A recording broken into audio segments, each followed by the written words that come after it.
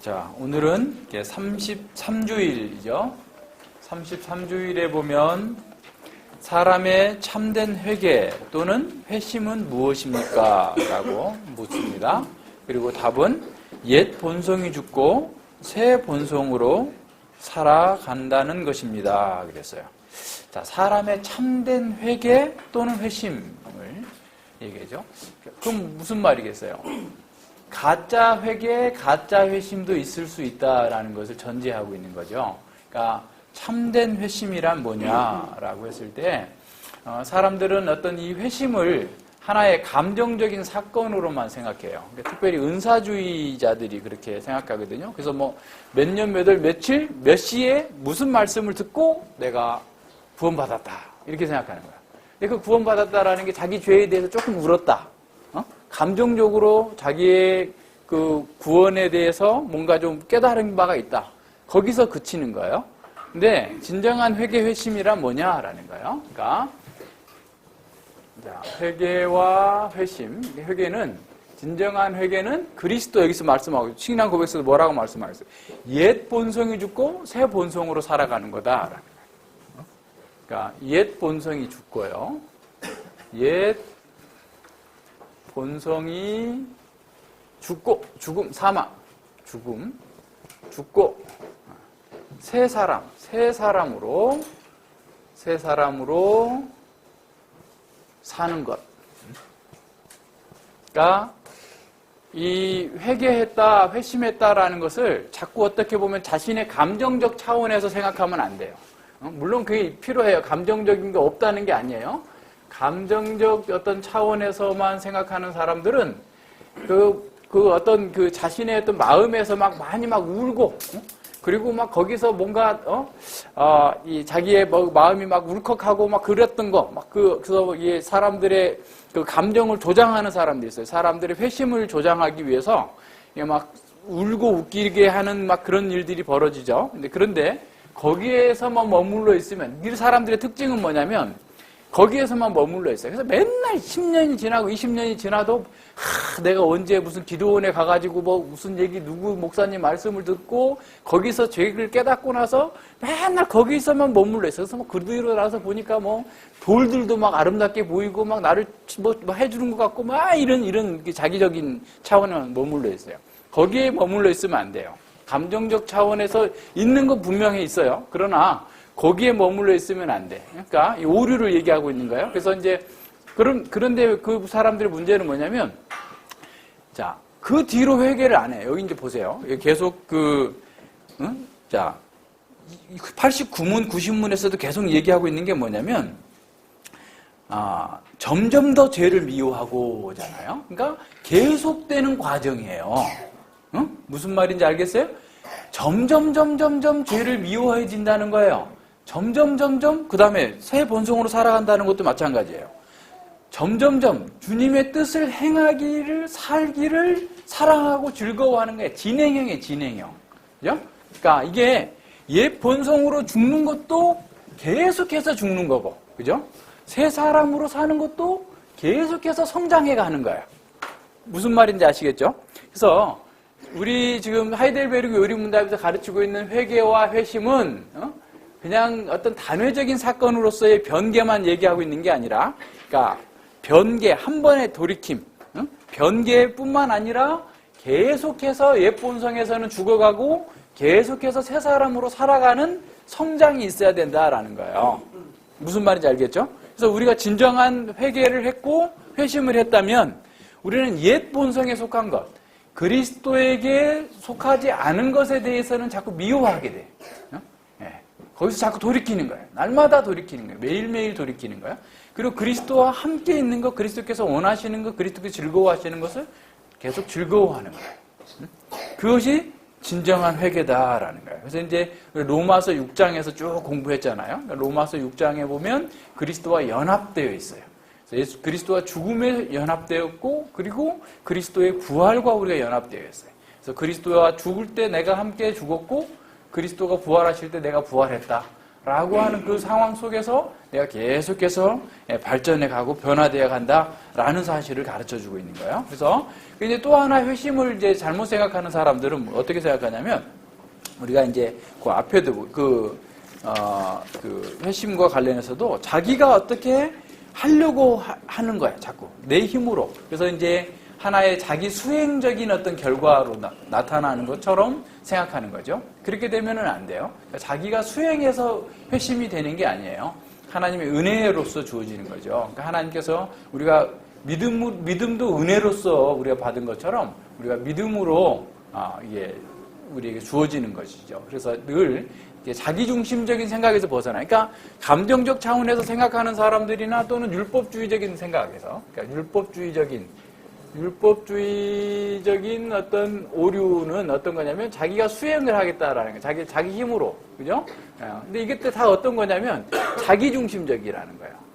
자기중심적이에요. 그러니까 진정한 회심은, 회개의 회심은 그리스도 중심이죠. 그죠? 예, 그리스도 중심이에요. 예수님 중심이에요. 예수님 안에서 내가 옛 본성에서, 과거의 삶의 방식에서는 날마다 죽어가고, 예수님 안에 주어진 새로운 생명의 삶에 대해서는 계속해서 성장해 가는 거야. 이것이 진정한 회심이에요. 그래서 계속 돼 가야 돼. 계속 이루어져 나가요. 그래서, 종교, 루터가, 95조 그 반박문의 첫 번째가 뭐냐면 계속 일평생 회개해 가야 된다라는 거예요. 첫 번째 조항. 95개 반박문. 종교개혁을 일으킨 그것이 어떤 거냐면 인간은 평생 회개해 가야 된다라고 하는 사실을 깨닫는 거예요. 근데 이제 캐톨릭은 어떻게 하죠? 로마 카톨릭은 모아놨다가 신부한테 가서 고해 성사를 해가지고 그때 해결을 받으려고 해요. 우리는 매일매일 하나님 앞에서 회개하는 거예요. 자복하는 거예요. 그러니까 이게 잘못된 방식으로 나가면 오히려 더 문제가 커지는 거예요. 자, 89문 보세요. 89문에 보면 옛 본성이 죽어간다는 것은 무엇입니까? 라고 그랬죠. 옛 본성이 죽어간다는 것. 우리가 우리 죄로 하나님을 진노케 했던 것을 진심 어린 슬픔으로 애통하고 점점 더 죄를 미워하고 죄를 피하는 것입니다. 그랬어요. 자, 우리가 옛 본성이 죽는다라고 했을 때 그것은 어떤 거냐면 죄로 하나님의 진노했던 것을 내가 마음속에서 슬퍼하고 애통해하고 점점 죄를 미워하고 피하는 거야. 그러니까 말은 잘하는 사람이에요. 말은 잘해. 고백은 잘하는데 실제로 죄의 가운데 거하는 사람이 있어요. 그 회개한 게 아닌 거죠. 그죠? 그래서 이제 마태복음 21장에 보세요. 마태복음 21장에 보면 아버지가 두 아들에게 얘기를 해요. 오늘 또 허필운 성도님이 두 아들에게 얘기를 했는데 한 아들은 안 듣고 한 아들은 듣는 걸 내가 봤어요. 아버지의 그 말씀을 안 듣는 그건 좀 문제가 있어요. 그죠? 근데 그 두 아들이 있어요. 그런데 21장에 보면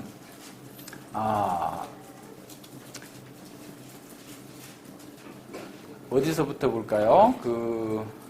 28절부터 보세요. 28절부터. 마태복음 28장 28절부터 31절까지 이렇게 같이 보겠습니다. 32절까지 같이 보겠습니다. 현성이가 큰 소리로 한번 읽어봐요. 28절부터 32절까지 큰 소리로 현성이가 읽습니다. 그러니까, 현성이 찔리는 게 있죠? 찔러야 맞아요. 근데 현성이는 가겠습니다는 안 하고 처음부터 안 가겠습니다 그랬어요. 근데 그 안 가겠습니다 한 게 잘한 게 아니에요. 가겠습니다 해야 돼요. 근데 가겠습니다 해놓고 안 간 게 문제예요. 그죠? 그러니까 내가 죄진 것에 대해서 슬퍼할 수는 있어. 고통스럽기도 하고, 그냥 후회가 되기도 하고. 그런데 돌이키질 않아. 하나님의 뜻대로 살질 않아요. 그 사람이 대표적인 사람이 누구냐면 유다예요, 유다. 유다가 예수님을 팔고 나서 양심의 가책이 엄청 심각하게 왔어요. 얼마나 양심의 가책이 심각했으면 자살해버렸어요.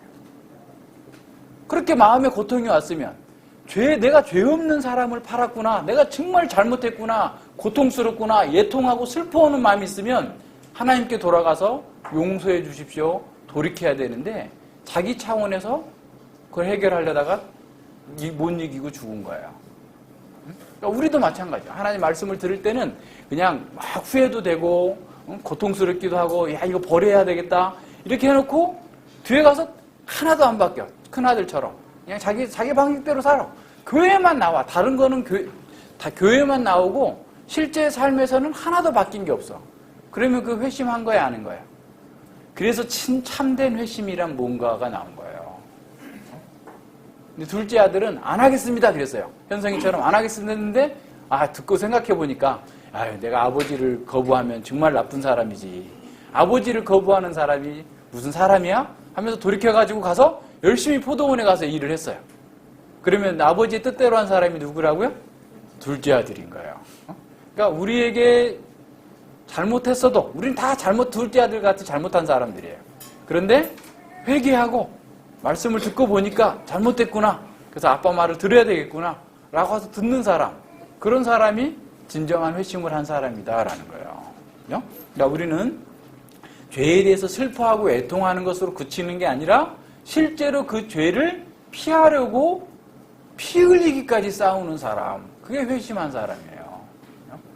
이거 뭐 누구 다 하지. 이 정도 안 하는 사람 어디 있어? 어디 뭐 사업하는데 정직하게만 하는 사람 어디 있어? 그런 거에 비하면 나는 정상적인 거지 하면서 온갖 변명하면서 자기 방식대로 사는 게 아니라 하나님의 말씀 앞에서 내가 결단하고 죽으면 죽으리라. 사실 여기에 순교적인 정신이 나와야 돼요. 여기서 못하면 다음은 못해요. 우리 일상의 삶에서 하나님의 말씀에 따라서 정말 결단하지 못하면 뭐 다른 일은 뭐 할 게 없어요. 그래서 작은 일에 충성하는 사람이, 우리에게 주어진 그 작은 일에 충성하는 사람이 큰 일도 충성할 수 있는 거지, 작은 일에 안 하는 사람, 그죠? 성경 구절도 안 외우고 성경 읽기도 안 하고 소요리 문답도 안 외우고 교리도 안 외우는 사람이 목사할 수 있겠어요? 안 돼. 그런 거는 시시하다고 안 하고 다른 거 큰 거만 하려고 그래. 선교하러 다닌다고 그러고 뭐 대단한 거만 하려고 그래. 안 되는 거야. 그죠? 우리 작은 일에, 지금 현재 우리에게 주어진 일 속에서 죄를 피하는 실제적인 삶이 나타나야 된다라는 거예요. 자, 구신문 봅시다. 구신문에 보면 새 본성으로 살아간다는 것은 무엇입니까? 그리스도로 말미암아 하나님 안에서 진심으로 즐거워하고, 그러니까 그리스도로 말미암아예요. 내 스스로가 아니에요. 그러니까 그리스도가 아니면 우리는 하나님 안으로 들어갈 수도 없어요. 그죠? 그래서 하나님 안에서 진심으로 즐거워하고 하나님의 뜻을 따라 모든 선을 행하기를 사랑하고 즐거워하는 것입니다. 그러니까 하나님께서 기뻐하시는 것, 하나님의 뜻을 따라서 살고 행하기를 그걸 즐거워하는 것. 하나님을 사랑한다라고 하면 하나님의 말씀을 사랑하는 거예요. 하나님의 말씀을 사랑하면 하나님의 말씀을 따라 행하는 거예요. 아빠를 사랑하면 아빠의 말씀을 잘 듣는 거예요. 듣기만 하고 있는 게 아니라 행하는 거예요. 그것을 통해서 아빠를 사랑한다라는 걸 보여주는 거예요. 우리가 하나님을 사랑하는 것도 마찬가지예요. 하나님을 사랑하면 하나님의 말씀을 잘 듣는 거예요. 그리고 듣고서 멈추는 게 아니라 그 말씀을 따라 사는 거예요. 그게 사랑하는 거예요. 그것이 새 본성을 따라 사는 거예요. 예수님을 닮아서 사는 거예요. 예수님처럼 사는 거예요. 이런 면에서 우리는 진정한 회개와 회심, 구원 얻는 회개와 회심이 어떤 건지를 잘 생각해 볼 수 있어요. 그러니까 그 사람 속에서 그리스도의 성품, 그리스도의 향기가 드러나요. 그래서 이제 사람들은 그러잖아요. 돈 많은 사람들에게서 뭔가가 있을 것 같고, 또 정말 예쁜 사람에게서 뭔가가 있을 것 같고, 또 뭐 어떤 실력이 있는 사람들한테 뭔가가 있을 것 같은데 보면 어때요? 그 속에서는 썩은 냄새만 나. 썩은 냄새만. 같이 하고 싶지가 않은 거예요. 같이 있고 싶지도 않아요. 왜 그래요? 다 자기중심성. 사망의 열매들이 남으니까 그래요. 예수님 믿는 사람은 그 사람이 아무리 연약하고 부족하고 가진 게 없고 배운 게 없어도 그 사람 속에서 그리스도의 향기가 나와요. 생명의 향기가 나와요.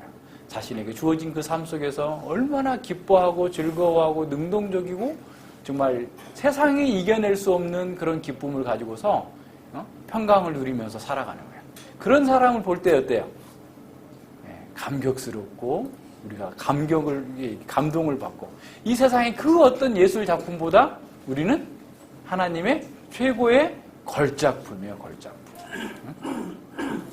우리는 하나님의 최고의 걸작품이에요. 마스터피스예요. 그러니까 그 사람, 그러니까 우리는 하나님께 기쁨을 드리고 다른 사람들에게도 기쁨을 주는 거예요. 제후가 말씀을 따라서 열심히 행할 때, 동생들 잘 돌보고 엄마 아빠에게 순종할 때 그걸 통해서 우리는 감동을 받는 거예요. 지훈이가 변화된 그 모습을 보면서 우리는 감동을 받는 거예요.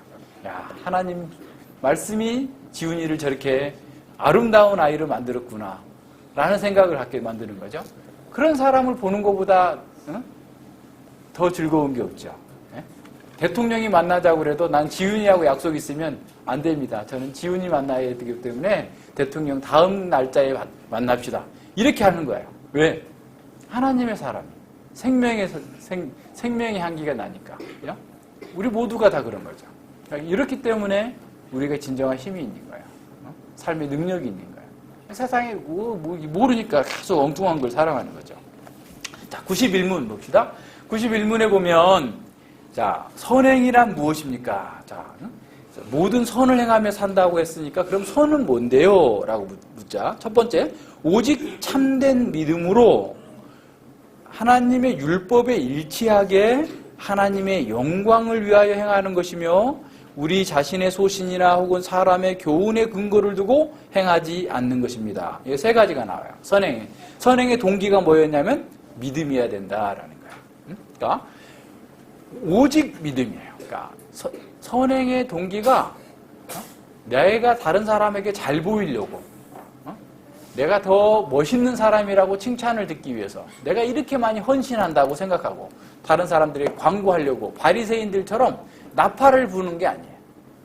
오직 우리의 선행의 동기는 은밀히 보시는 하나님께서 나에게 믿음을 통해서 주신 거예요. 그러니까 믿음이라는 말은 결국 뭐냐면 내가 이 선행을 행하는 것은 믿음의 결과이다. 하나님께서 나에게 주신 그 믿음으로서의 결과일 뿐입니다. 그래서 우리가 누구에게 뭘 해도 내가 한 거 아닙니다. 저는 심부름만 한 거예요. 하나님께 영광 돌리세요. 라고 얘기하는 거예요. 내가 너한테 얼마나 잘해줬는데 네가 나한테 그럴 수 있어? 배반할 수 있어? 그렇게 하지 않고 우리는 있든지 없든지 주든지 말든지 늘 하나님께서 나를 통해서 주시는 거다. 믿음으로 말미암은 결과물이다. 그래서 늘 우리의 동기가 하나님께서 기뻐하시는 것, 하나님께서 보시도록 은밀하게 보시는 하나님께 우리가 하는 거예요. 사람들을 의식하지 않는 거죠. 구제할 때도 그렇고 모든 일에서 다 마찬가지예요. 이것이 우리의 선행의 동기가 돼야 돼요. 두 번째는 선행의 기준이 뭐냐? 율법에 일치하게라고 했어요. 그래서 율법은 십계명뿐만 아니라 하나님의 가르침 전체, 성경 전체를 의미하겠죠. 그러니까 우리가 선행을 행한다 할 때 그것이 진짜 선이냐 아니냐라는 것을 따질 때 하나님의 말씀에 일치하면 선행이고 하나님의 말씀과 일치하지 않으면 선행이 아니다라는 거예요. 이제 그것에 대한 근거가 바로 밑에 나오잖아요. 우리 자신의 소신이나 내가 이렇게 생각하니까 이게 선한 걸 것 같아. 사람들이 이렇게 좋아하니까 사람들이 어떤 학자가 이렇게 말했어. 어떤 공자님이 이렇게 말씀했어. 그렇기 때문에 이게 선이 아니고 하나님의 율법에 근거한 것만 하나님의 말씀에 일치하게 그러니까 하나님의 말씀이 우리가 행하는 것이 선인가 아닌가에 대한 절대적인 규범이 된다라는 거예요. 그런 면에서 우리는 모든 면들을 잘 살펴야 돼요. 그래서 하나님의 말씀에 근거하지 않고 내가 알아서 하면 나는 정말 선한 마음으로 좋은 동기로 누군가를 도와주려고 했는데 결과적으로 그 사람을 망칠 수도 있어요. 하나님의 말씀에 근거해서 말씀과 일치하게 하는 것. 이것이 너무 중요한 거죠. 자, 그리고 결과가 어떻게 돼야 돼요? 하나님의 영광을 위해서. 그러니까 결과는 하나님께서만 영광 받으셔야 돼요. 그래서 먹든지 마시든지 무엇을 하든지 하나님께서 영광을 받으시도록. 그러니까 우리의 선행의 결과가 하나님께서 영광을 받지 못한다면 우리는 지금 선행하지 못하고 있는 거예요. 그죠? 바리새인들 얼마나 많이 했어요. 일주일에 2번 금식했고 얼마나 많이 구제해가지고 구제한 걸 알리기 위해서 나팔을 불었어요. 응? 이야 내가 이렇게 구제했다. 너희들도 구제해라. 그죠? 오늘 또 연말이니까 그죠? 막 사람들이 텔레비전에 나오는데 어떤 회사는 어제 며칠 전에 잠깐 보니까 뭐 3억 원을 했다는데 잘 모르는 회사가 3억 원이나 했네? 무슨 회사지? 그런 관심이 갖는 경우도 있었어요. 그죠? 그런데 사람들은 이렇게 누군가를 뭐 할 때, 그죠? 또 아예 우리나라는 무슨 탕 교회도 있어. 맨날 그거 하는 거 선전하고 돌아다니면서 또, 그게 또 교회를 크게 하는 또 무슨 선전선동의 도구가 돼. 착한 일 많이 하면 교회가 무슨 마치 사회복지 구제 단체인 것처럼 이렇게 하는 거 있잖아요. 그런 것들 또한 다 뭐예요? 말로는 하나님께 영광이라고 얘기하지만 실제로는 자기들이 영광을 받는 거예요. 자기들의 목적을 위한 거예요. 바리새인들도 마찬가지. 그래서 예수님께서 뭐라고 그랬어요? 너희 상을 이미 다 받았다라는 거예요. 그러니까 우리는 무엇을 하든지 간에 사실은 아주 작은 일이든 큰 일이든 그 어떤 것이든 간에 주님께서 영광을 받으시도록 우리가 해야 돼요. 그렇게 하는 것이 진정한 선행이에요. 그럼 우리를 잘 살펴야 되겠죠? 우리가 막 연말이다, 우리가 또 선교한다, 등등의 여러 가지 일들을 하는데, 우리의 동기가 정말 믿음에서 나온 건가? 하나님의 은혜로 주어진 그 삶의 결과로서 내가 하나님께 감사함으로써 드리는 건가? 아니면, 자기 방식과 자기 의를 높이고자 하는 건가? 또 우리가 하고자 하는 이 일이 하나님께서 기뻐하시는 일인가? 아니면 사람이 기뻐하는 건가? 또는 내가 기뻐하는 건가? 이 선행의 기준이 하나님의 말씀으로 인한 건가? 아니면 다른 사람들이 만들어 놓은 장로들의 유전과 같은 그런 것들인가? 그리고 궁극적으로 우리의 행위를 통하여서 하나님께서 영광을 받으시는가? 이것이 우리가 진정으로 회개하고 정말 하나님께로 돌이킨 사람에게서 나오는 열매인 거죠, 열매. 그러니까 여러분, 그러니까 이렇게 살 때 정말 아름다운 거예요. 그죠? 교회에서도 이렇게 살 때 정말 아름다워.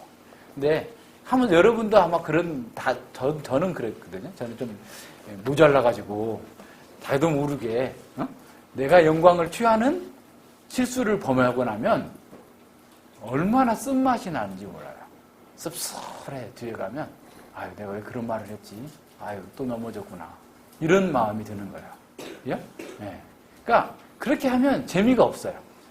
근데 오직 하나님께만 영광을 돌리고 살면 그 고상한 그 기쁨이 아주 우리가 기쁘기 위해서 그런 건 아니지만 정말 기쁘고 아름다운 그 마음이 계속 우리가 좋은 거예요. 근데 하나님께서 받아야 될 영광을 우리가 만약에 어리석어서 갖게 되면 정말 쓴맛이 나요.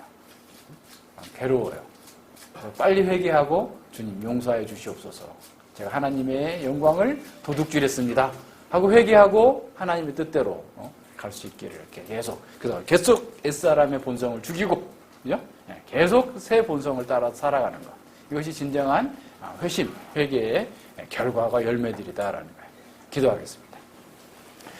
예, 하나님 아버지 감사를 드립니다. 주님께서 저희들에게 은혜 베풀어 주셔서 참된 회개와 회심의 사람들이 어떻게 살아가는지를 말씀을 통해서 다시 한번 가르쳐 주시고 깨닫게 해주시니 진실로 감사를 드립니다. 우리가 옛 본성은 날마다 십자가에 못 박고 그리스도와 함께 연합한 새로운 새 생명이 날마다 하나님을 사랑하고 하나님께서 기뻐하시는 일을 열심히 행하는 것을 통하여서 참으로 주님의 영광이 우리를 통해서 아름답게 증거될 수 있도록 인도하여 주시옵소서.